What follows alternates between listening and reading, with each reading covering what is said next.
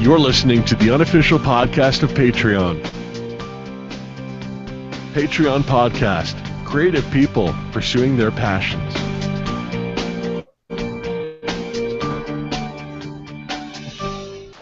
Hey, my name is Chris Cowan, and this is Patreon Podcast, the unofficial podcast of Patreon, where you get to meet creative and inspiring people, find out how you can be a part of their project, and maybe even get a little bit of insight into your own creative journey as well.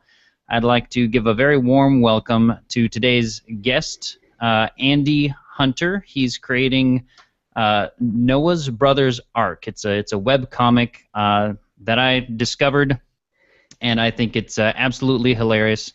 So, Andy, I'm very happy to have you with me today.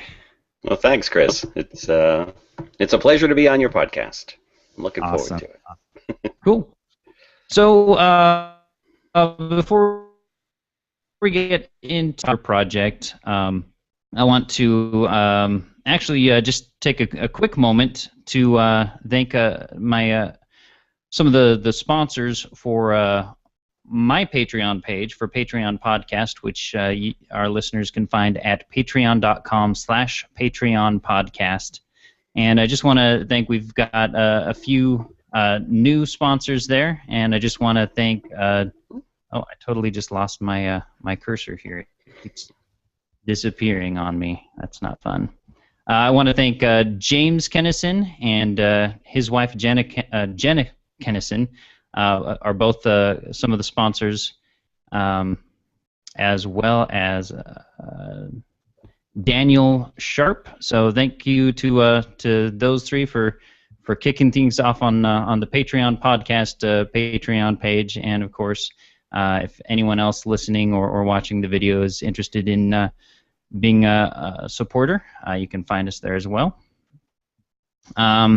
So Andy, like I said, I'm really happy to have you on this podcast. I've read through all of the pages of Noah's Brothers Ark that you've released so far, and I think it's just awesome. It had me cracking up. It's got wonderful characters. Really had a blast reading it. I'm pretty sure I read it through it. You've got as of right now, I think you have 39 pages up. I do, yeah. Yeah, and I think at the time there were 37, and I read through all of them. I'm pretty sure in one sitting, and it was. It's pretty light reading, so it goes quickly. That's true. It's not like reading Doonesbury or something, you know. Exactly. Yeah, there's very little subtext. but it's good. So before we get into any further into your particular webcomic and just the cartooning aspect, I'm going to ask the most generic question possible, because that's how I like to kick things off. So, who are you?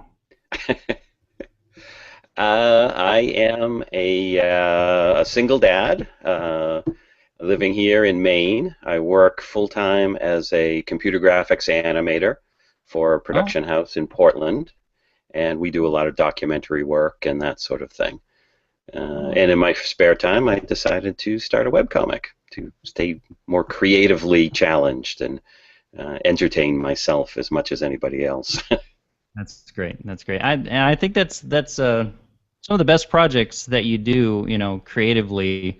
I definitely agree. They're as much to entertain myself as they are, anyone else who's able to, see it. I think that's. Sure. That's what's great about being able to put stuff like webcomics and podcasts out there on the internet, is because I'd be doing stuff like podcasting and actually cartooning as well on my own, but the fact that other people can check it out and see it and support you just makes it all the more awesome. Yeah, absolutely. So you said you graphic animation, you said, is what you do? Computer animation, so we do a lot of medical or historical animation, syncing of historical ships or battles and that sort of thing for Discovery Channel and National Geographic and Animal Planet. We've done a lot of work for them. So it's all, fairly straightforward, sort of technical animation. And Yeah. very rarely do we get some really creative stuff in there where I get to animate a character or something like that, which is what I went to school for. I went to Rhode Island School of Design to be a character animator, and don't do enough of that. Yeah, that's cool. So you're just going out and making your own characters, and they are definitely, definitely characters. They're not just, individual things you drew, but they're the character, the personalities and stuff really comes out. Oh, good. In your comics. So it's great. That's what really makes it. There's the clever dialogue, but there's also just the personalities of the individual animals and characters on the arc. That it's awesome. So, obviously you went to school to do character animation, character design, that kind of thing. So I'm assuming that that's something that you've just been into for a long time, obviously, before you went to school, right? Yeah, absolutely. I was into art at a very young age, as so many artists are, and drawn to pop art, Bugs Bunny and the Hanna-Barbera cartoons when I was growing up. And as soon as I was at an age where you start to think about what the heck am I going to do for a career, that was the first thing that popped into my head. Awesome. I'll become an animator, and they make money, so that will support me.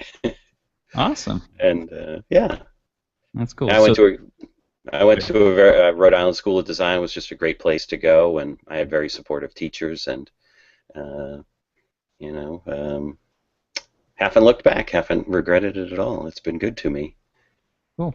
So you drew. Were you always doing cartoons growing up, or were you, anything in particular? Did you do any comics as a kid at all, or? I did, sort of one panel. Funny drawings, I guess I would describe them, as opposed to a real comic, just sort of silly drawings mostly. And then around high school, you start to, or actually middle school, start to branch out into other aspects of art, but always kept coming back to sort of entertainment art, I guess is what I would describe it as. Right.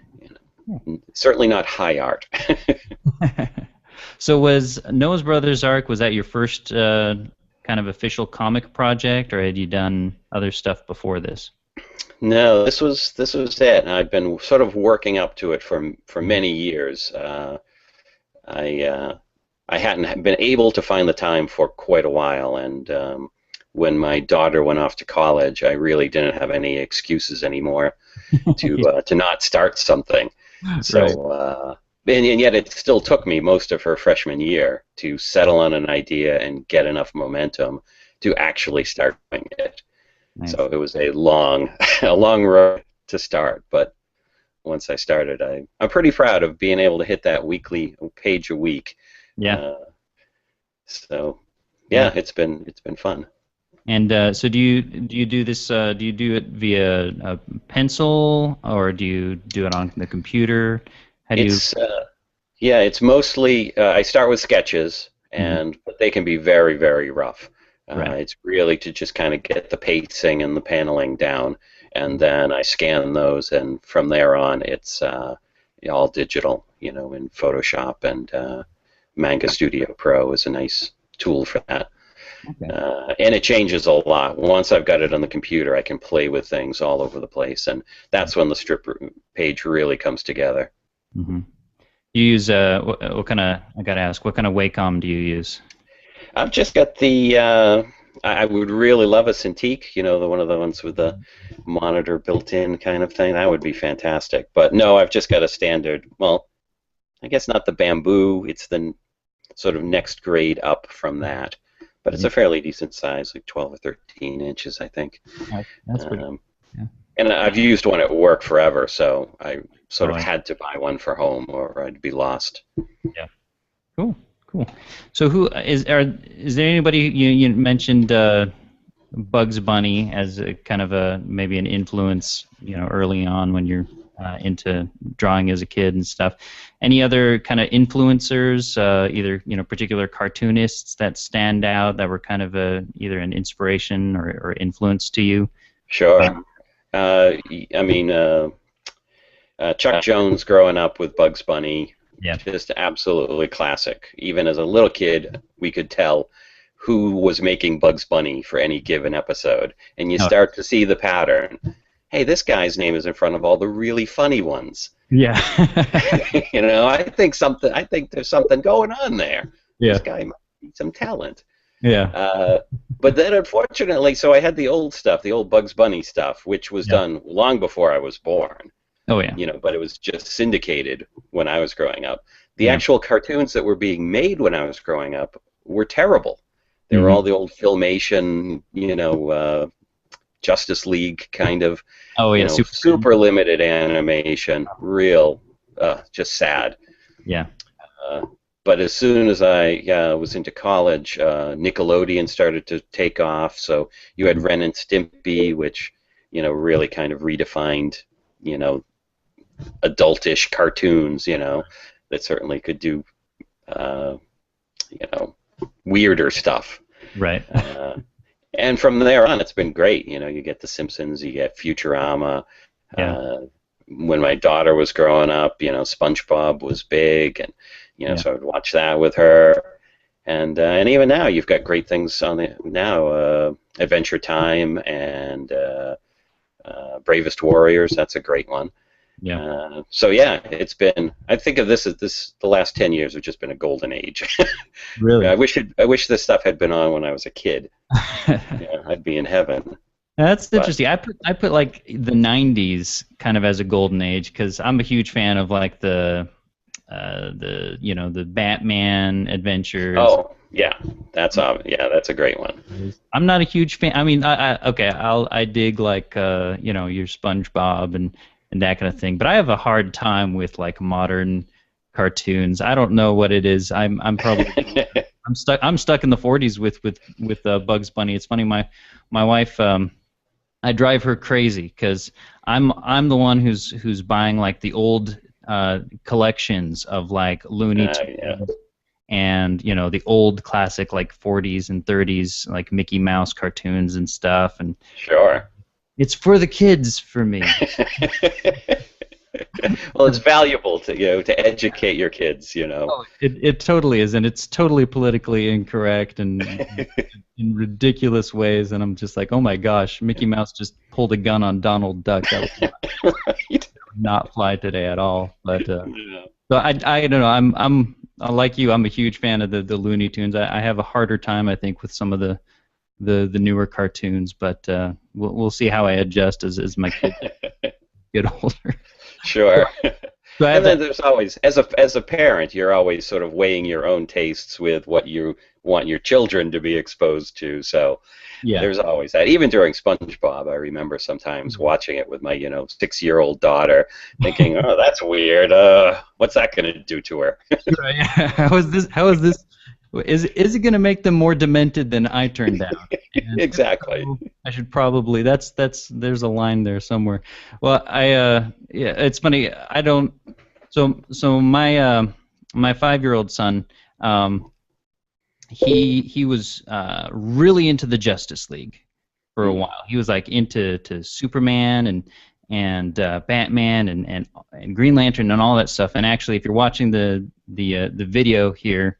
And not the audio version of this podcast, you might see in this corner over here, on the wall, he drew a picture of Superman that I've got hanging there, and you might be able to see Justice League in a frame there, and he was really into that, and I was so stoked because I'm like, I love DC Comics. I grew up reading those, but then he switched from that to like Turbo the Snail.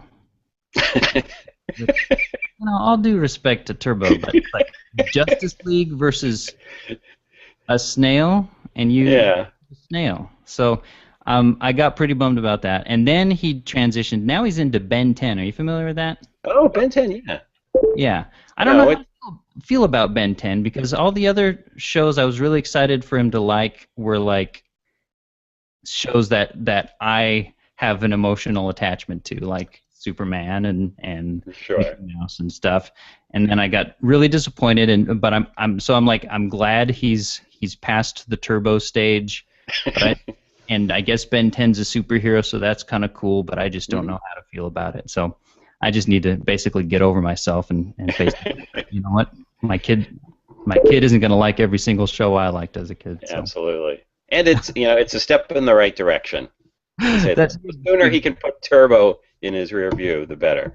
Yeah, that's the way I'm looking at it. So okay, I have to ask you, being a classic Looney Tunes fan, Sure. have you seen the atrocity that is the Bugs and Daffy show on Cartoon Network? The new.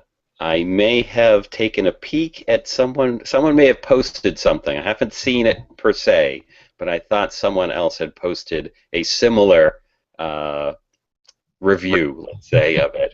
And I did look. I don't remember being impressed. Oh, it's an atrocity. Like the characters look completely different. Just, like totally lost the classic look. Yeah. And, like they look completely different. And then the voices. I mean, Mel Blanc's just got to be rolling in his grave. Oh my gosh, it's terrible. So. It's sad. I don't know what you do. What do you do if you own Bugs Bunny? You're Warner Brothers and you're trying to make it relevant for a new generation. I don't know how you do that.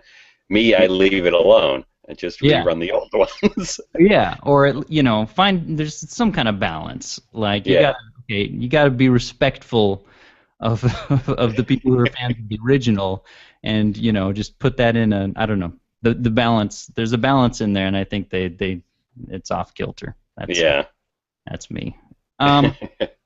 Okay, so we've talked about the webcomic, but we haven't actually talked about what it is. So if somebody asks you, what is Noah's Brothers Ark? How do you describe it? Sure. It's about Noah's annoying little brother Leon, who wants to do everything Noah does. So of course, when Noah builds an ark, Leon builds his own ark. And the only animals left are all the weird misfit animals. Sasquatch and Chupacabra and the Loch Ness Monster, who also happen to be Leon's best friends. He is similarly a misfit in his world. So, they basically just follow Noah around trying to be best friends with him.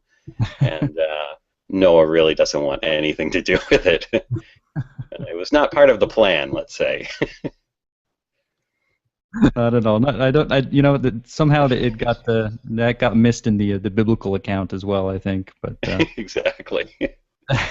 So where did this idea come from? It's funny. Yeah, I can't remember exactly how long. I've had it for a long time. But I was looking at getting ready to do the podcast. I was like, when did I first do this? And in 2000, my boss and I were headed out to LA. It was sort of the internet was booming, and we were going to fly out there to some conference. I can't remember which conference, and we were going to pitch ideas for web animated shows. There were a bunch of things that were really doing well at the time. We said we could do that. So we came up with a couple of really solid ideas, and we did sizzle reels, and one of them had a whole interactive website for it. And then my boss was like, every story you ever hear about this is you go in pitching one idea, and they don't like it, and they say, what else have you got? So I said, oh, don't worry. So I sat down, and over the course of a day, I just laid out like 4 other ideas. And I did just a single drawing and a 1-paragraph description. I said, if they ask us that, we'll pull out this sheet of paper and show it to them. And they went all over the place, but the one that always stuck with me was Noah's Brothers Ark, which was just so simple. What if Noah had a brother who put all the weird animals on his ark? But in that pitch, and I looked at the image I had done for it, Leon is like mid-30s, and he's got blonde hair, and he's like on the deck of the ark, and he's got no clothes on. He's just shaking his naked butt at Noah, and he's got like a martini glass, and it was like totally different. I mean, from that perspective, the sort of tone of it, it was going to be edgy and in your face. And when I decided to do it for the webcomic, I started redrawing him and trying to figure out what this really was. And I knew it wasn't that. That was what I was trying to do to pitch to someone else. Right. You know, someone else to buy. And I said, that's not what I want to do. I want to do, you know, a little brother, you know, a guy who just wants his big brother to like him. So the age discrepancy between Noah and Leon is really exaggerated in this. Like, Yeah. Leon always looks to me like he's somewhere around 20 years old, and Noah's somewhere around 100. Yeah. You know, so I'm not sure how the siblings worked out, but so yes, Leon became a very different character. Noah's always been uptight and angry. It's his primary personality traits. But Leon became much softer, much more of a likable doofus. Yeah. Than my original concept, which I'm very happy with. You know, because I do see the arc of the thing, or arc of the webcomic, being about Noah actually coming to accept his brother, you know, for being a lovable doofus and not wanting him to be drowned at the bottom of the ocean. Yeah. So you said you spent a little bit of time before you started. You spent some time developing this a little bit further before you were ready to really start releasing the webcomic. I assume some of Leon's character development came from that. The changes you're talking about there. What are some of the other ways that it kind of developed, or just maybe if you just want to talk a little bit about the process of developing it. Yeah, it's a lot of the reason that I'm doing Noah's Brothers Ark, and I have spent that freshman year of my daughter's, being away at college, going through all the other ideas that I had, and the thing I liked about Noah's Brothers Ark, because I'm a procrastinator and inherently lazy, all of the other ideas required me to have a bigger picture of the story. They were more like traditional comics.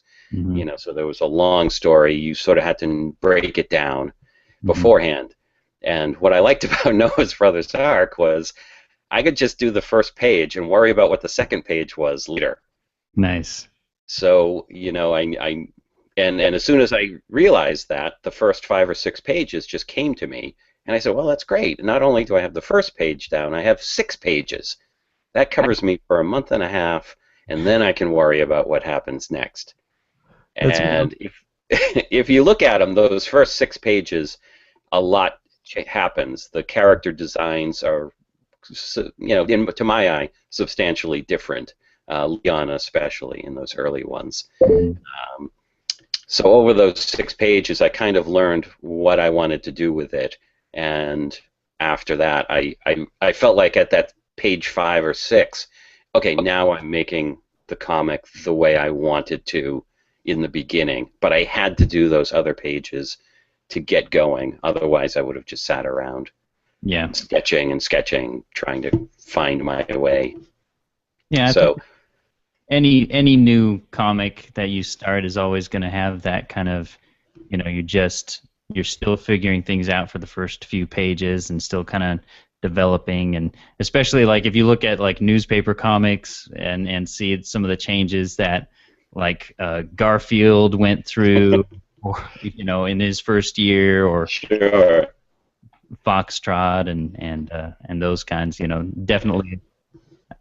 Probably it's they're always going to adjust a little bit. And so you can see that a little bit, but that's cool. So that kind of answers my other question I was going to ask is so you don't so this isn't like you have it all scripted in advance. No, I just have sort of key points that I know I need to hit, and I have my goal currently is to do, like, I've released a print version of the first 24 pages. Oh, cool. And so my plan is to do 5 single-issue comics, each released once they're completed on the website. And then when 5 of them are done, I'll come up with a compilation, which is a trade paperback of that whole story. And that'll be a single arc. There'll still be room for more to happen, but you'll get a sense of a complete story. that way. And Single then I'll arc see the ARC. other. What's that? Single arc ARC. Yes. About two arcs. Yes, exactly. That doesn't get confusing at all.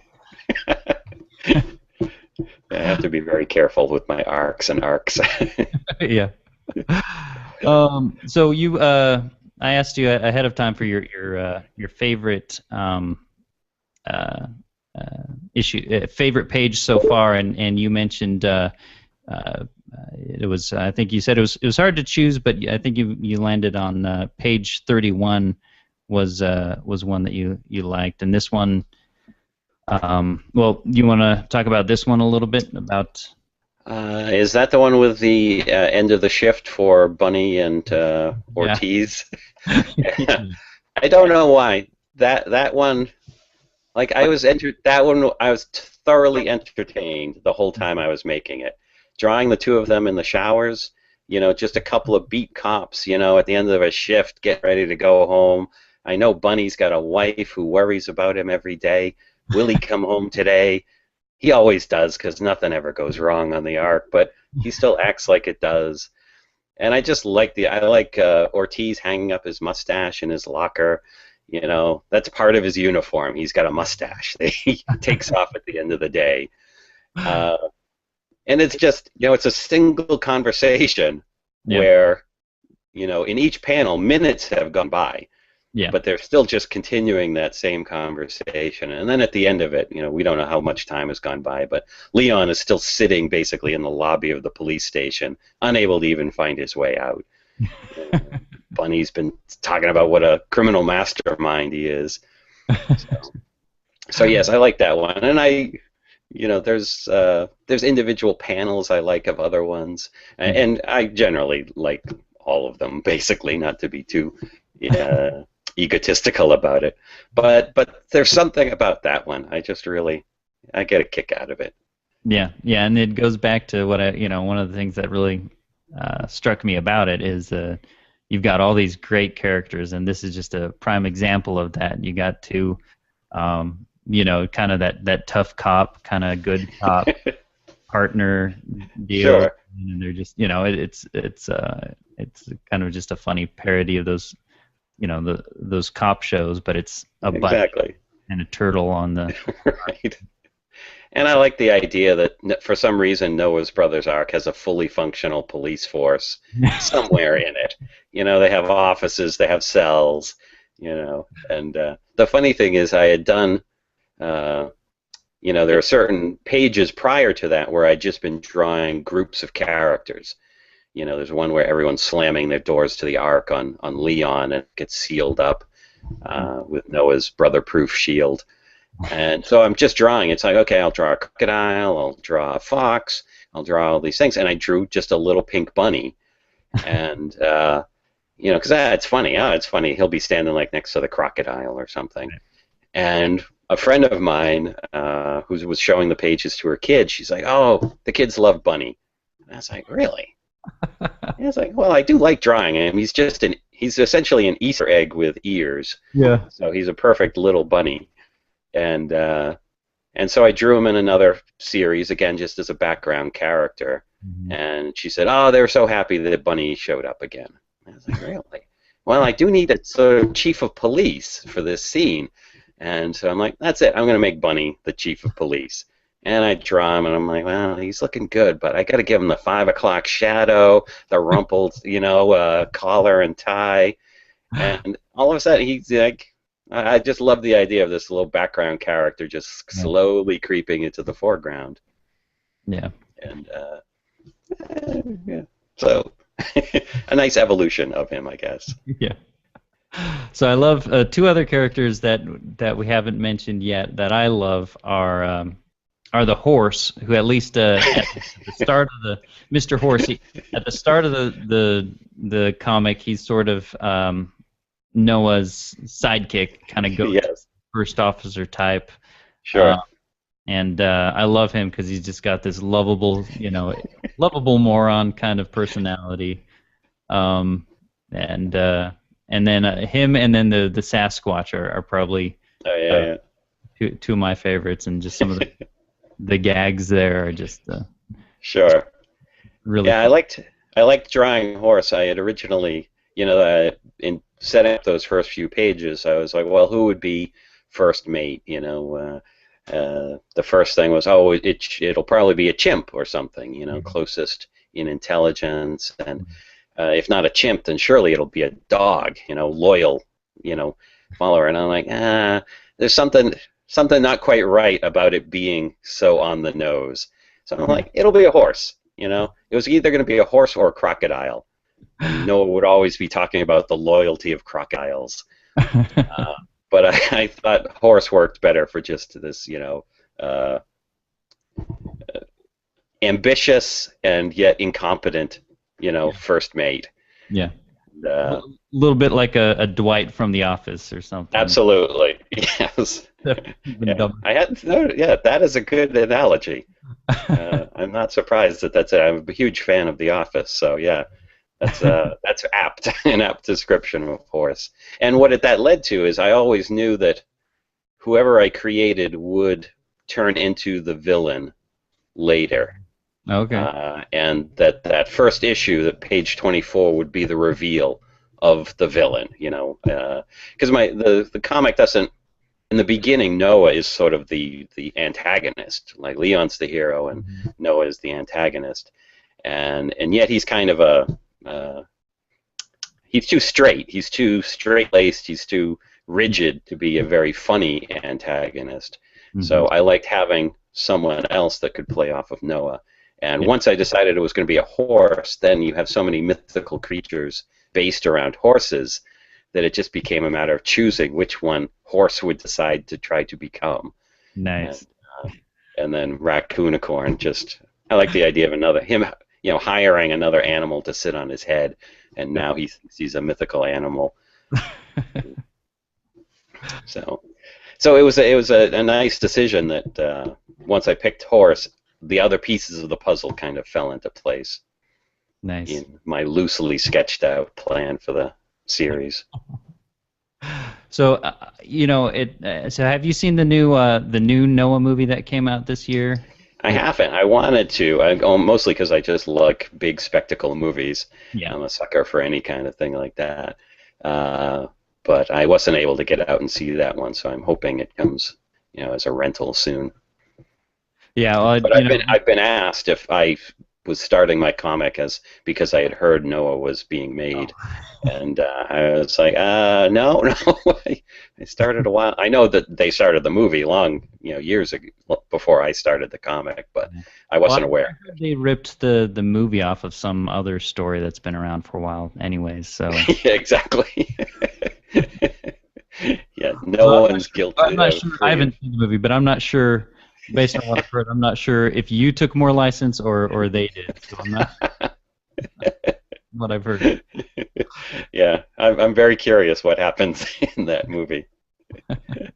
Well, and I'm sure you've experienced the same backlash from people complaining that it's your account is not with the biblical. I'm taking a few liberties, but I think no one can prove me wrong. That's my stand. Show me proof that this is not what happened, and I'll stop.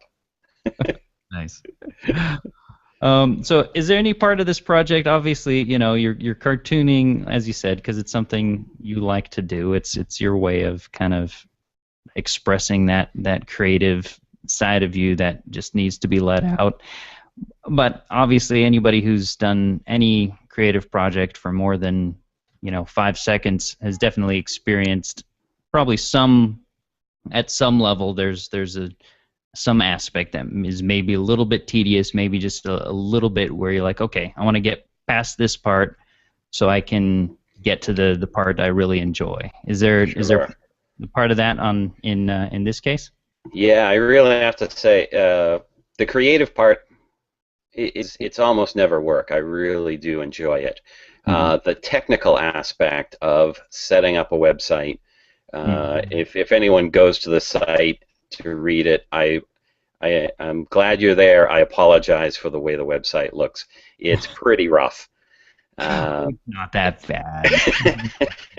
it's, it's far from how I would like it to look, but it's functional. The pages are there. It's got all the links that I want, but that aspect of it I really do find to be a chore, which is why I haven't really revamped it like I keep saying I'm going to myself.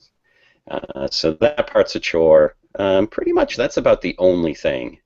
And some of that is just because I'm not technical when it comes to website design or anything like that. So one of my Patreon goals is if I can get up to a certain, I think one of the minimum goals is, revamping the site, because I really would like it to look much more professional, just much cleaner. But that means me hiring someone, and I wouldn't ask anyone to do it for free, so I would like to be able to pay. Awesome. Well, that's a perfect segue into the part where we talk about Patreon. This is Patreon podcast, and while the main focus of this show is really to get to know the creative people and creative processes and find out about their project.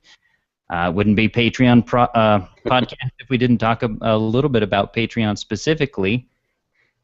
So you are on Patreon, and you've got a few incentives there. One of the great things about Patreon is it gives you a way where you can say, hey, if you agree to pledge this amount per page, I'd like to just send you a little thank you, and so you've got a couple things there at the $3 or more per page level.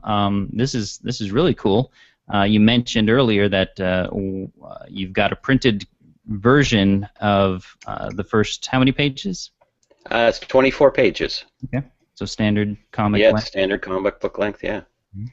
So if anyone who pledges that amount, I will send them the printed comic. Yeah. So that's awesome, right there. That's a great incentive, and I mean, sending out a printed version is, that definitely takes a little bit of effort on your part. And so that's an awesome incentive right there. Awesome way of saying thank you. So you mentioned the website, and I know you've got a couple other milestones listed on Patreon. Before we get into that, I like to put you on the spot, and when people ask what Patreon is, how do you describe it? I usually say, because I did have to describe it to everyone who I was aware I was doing the web comic. As soon as I found it, my first thing, there's a guy I work with, totally web savvy in all kinds of ways. So the first thing I did is I went in and asked him what it was, and he's like, I don't know. I haven't heard of it before. So that made me a little nervous. But then I did a bunch of research, and so I described it to him as a microtransaction Kickstarter. Nice. So it's a way to pledge a little bit of money, but you pay that out for each creative product produced. And really coming back to the ages of patrons, where you were, as an artist, you were supported by a community who liked your work. And it took away, I think I saw it listed in someone else's description of how to set up your webcomic, and they said, all the people who are, all your donate buttons and donate through PayPal and this, they're like, those are all great, but someone has really kind of taken that concept and gelled it into a Kickstarter-like thing. So you can be found through Patreon, as well as people who already know you can go there to do the support, the donations, and it just formalizes the whole arrangement, which I just thought was really nice and really needed at this point. It's a great need that I don't think anyone really understood until they created a solution for this sort of problem. Yeah, it's great to be kind of done with the PayPal donate button, and Right. it's another way for you to get discovered. It's how I found you, and it's a really neat way to just kind of get that support, and unlike PayPal, makes it really easy to explain, hey, here's some of the goals I'd like to accomplish with Patreon funds, and you can actually kind of see my progress as I'm getting there, and again, there's makes it easy for you to give incentives out, and it's really awesome. So you mentioned your website. What are some of the other things that you're hoping to accomplish through Patreon? The pipe dream is that you get enough in that you can quit your day job Yeah. and do this full time, which is absolutely what I would like to do. Uh-huh. Prior to that, if I can reach even a certain level, I would like to up the number of pages per week that I can produce. I could almost do it now, try to do 2 pages a week, but I feel like I would be failing to meet that on a regular basis. Mm-hmm. So I just need like a little push to make that happen, because Yeah. I would like the story to move quicker. I'm looking at how long it will take me to do those 5 issues, and it's a chunk of your time. Yeah. And I'd like to have that final product as done as efficiently and quickly as I could. Yeah. Man, but while still enjoying the process.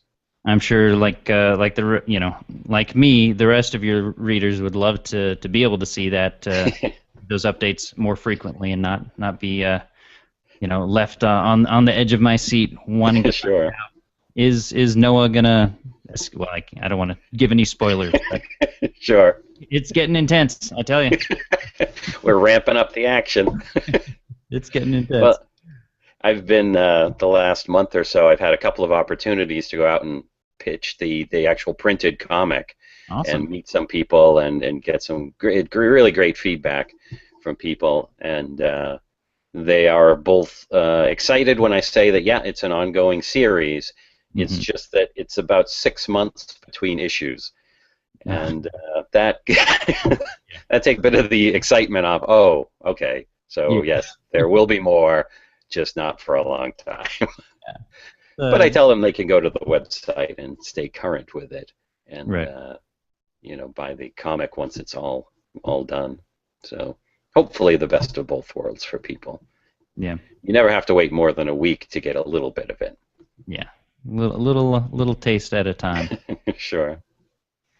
And of course, we'll have the link to your Patreon page in the show notes for this episode, and so our listeners and viewers can go to just patreonpodcast.com/Noah's Brothers Ark, and I'll definitely include the link there. Definitely check out his webcomic, which is at noahsbrothersark.com, and again, that'll be in the show notes as well. And check it out. It's a real blast to read, and definitely consider supporting him on Patreon, because it's a really fun project. So before we started recording, and when we were scheduling this interview, I asked you, I asked you for an inspirational quote, and you actually gave me 2 because you're an overachiever. And do you have those handy, or I can? I've got them. You don't? I do. Yeah. So the first one, and the reason I gave 2 is the first one is such a stock. I feel like sort of everyone who is creative or actually doing any sort of endeavor must think of this, the Thomas Edison quote that genius is 1% inspiration and 99% perspiration. Mm-hmm. And that's just a great thing to remember when you're about to do anything, that it's easy to have the idea to do something, and then the hard work kicks in, where you really do just have to follow through. And that has stopped me, I know personally, from doing a lot of things where, I have sketchbooks full of ideas, and that's as far as they ever got. Yep. So that was very inspiring when starting Noah's Brothers Ark.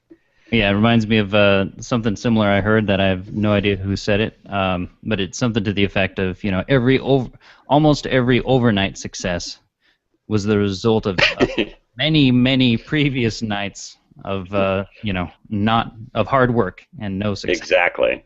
Yeah. So. Yeah, there are plenty of examples of 5-year overnight successes. Yeah.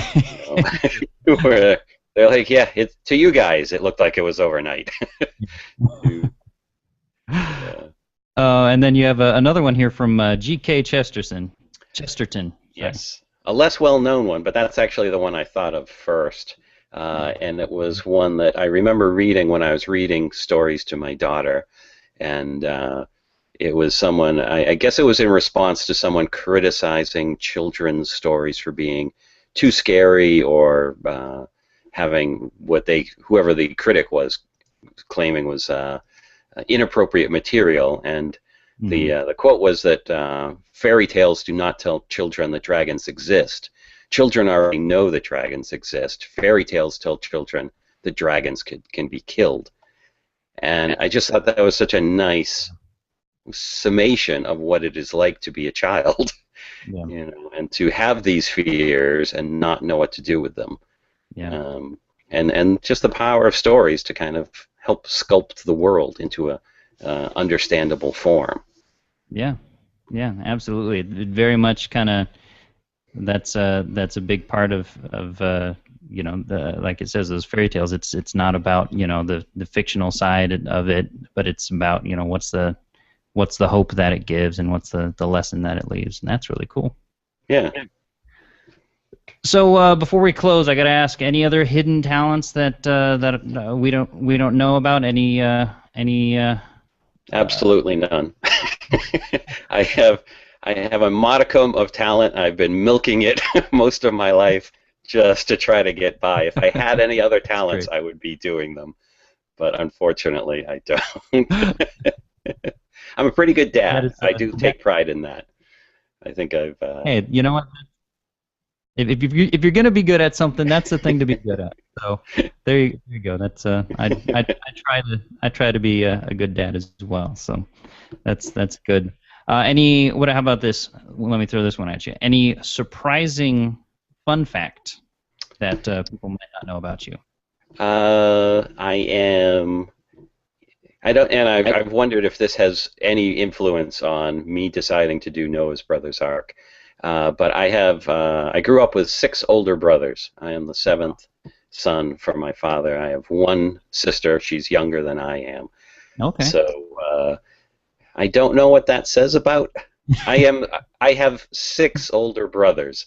And I don't think I was ever trying to impress them, but I'm sure it influenced who I turned out to be. Yeah. Growing up with just too many older brothers, frankly. I love them to death, but. Well, it sounds like you grew up on a bit of an ark yourself there. Yes. Yeah, no shortage of all of them love animals as well. So that's cool. So 7 siblings. That's cool. Yes. Yeah. Well, hey, I've got a fun fact too. Go team. We're both 1 of 8. So awesome. No kidding. Yeah. You don't see that very often. No, you don't. And of course, I don't know about you. First, go in a big family. What are some of the questions people ask, either you or your parents? Yeah. Why? Why? Yeah. I remember us just asking my father when we were old enough. We were like, Dad, why? Why? You couldn't have been happy with all of us. But he's, he was a surprising man. That's funny. Yeah, I think my mom was probably asked a few times. Did I lose you? No, I'm still here. I think my video cut out for a second there. Oh. Yeah, I'm still here. I think my mom was asked by complete strangers, have you heard of birth control? Rude. not too personal a question to No, ask, not at just all, not at all. randomly. Cool.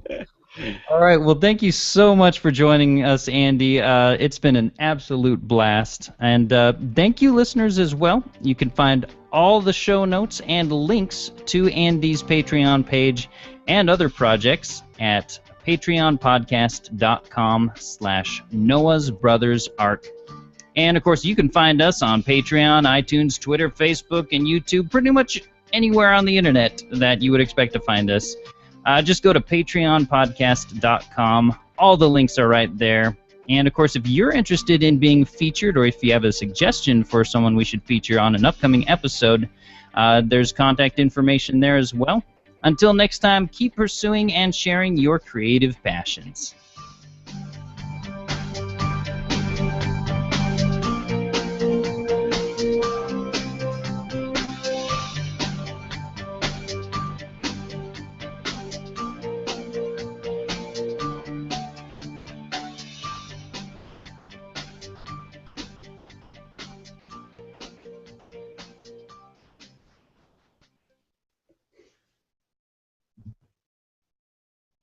Awesome. There we go.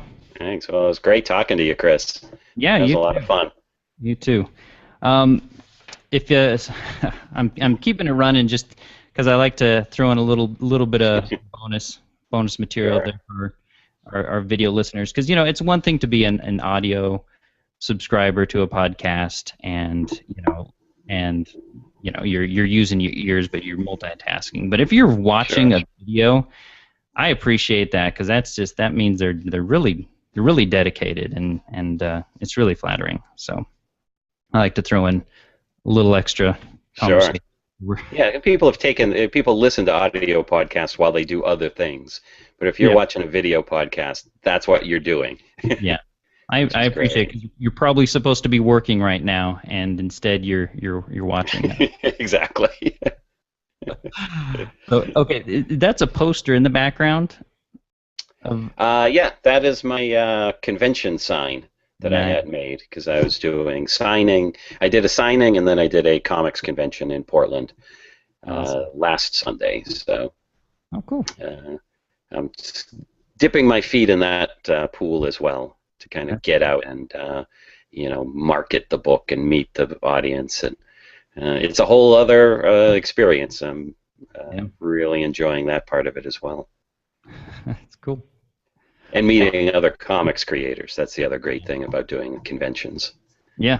Have you heard of have you joined any like webcomic communities or anything like on Facebook or anything like that? I've been following. I was following Webcomics Underdogs. Okay. They were very helpful in the beginning, especially when you're trying to figure out how to do this. How do I start? They were a great resource. You're on there, and I didn't even know it. Oh yeah. Cool. Yeah. I'm my biggest problem with any of online groups or social stuff is just finding the time to actively participate. So I pop up when I have time, and then I disappear for weeks or a month. So I'm not as active as I'd like to be, but yeah. Cool. Well, you're more active than I am. I mean, I'll chime in, but I got like 4 pages into a webcomic. Although to be fair, it was a reboot of one that I'd kept up for about 9 months straight. So, Oh wow. So there's that. Yeah. but I joined that when I was doing a webcomic of my own, and I've gotten 4 pages, and at some point I'll pick it back up again because I've got what I think is a pretty good story in mind. But finding time for that is that's the hard part, right? exactly. Yeah. And I got 3 little boys and a wife and a job and all that stuff. So yeah, that's a pretty full plate right there. I think so. Good though. Cool. All right. Well, I'll let you go, but thanks so much. It was a lot of fun talking to you. I had a great time, Chris. It was really good, and Good luck with this. I look forward to listening to more of the Patreon podcasts. Awesome. The ones, the Ethan Nickel one, that was great. I loved Oh, listening to the behind the scenes of Axe Cop and Bearmageddon. And yeah. I tried to push him on VeggieTales. I don't know if you watched it. Yeah, well, he seemed pretty tight-lipped about. Understandable, but you Sure. know. But it was surprising to hear. I would have guessed that he would be sitting pretty with the success of Axe Cop, and to find out that he's like, nah, I'm looking and I'm still looking for more work, and he sounds like a busy guy. I wish I was that productive. Yeah, well, it kind of makes you. I don't know if it's like encouraging to see like all that he's accomplished, or it's a little bit scary because it's like, okay, with him and all his success, and he's still like, I gotta pay the bills, Yeah, exactly.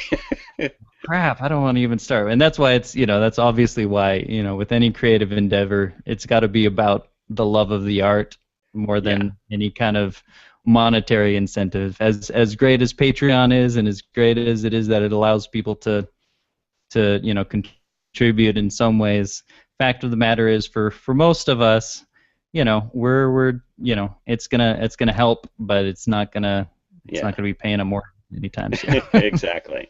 But even if it takes a little bit of the edge off, a little bit of the expenses that we run into doing these things, it's a big help, Oh, yeah. Yeah. No kidding. Yeah. Cool, man. All right. Well, thanks again. Oh, it was great. Good luck, Chris. Thanks. You too.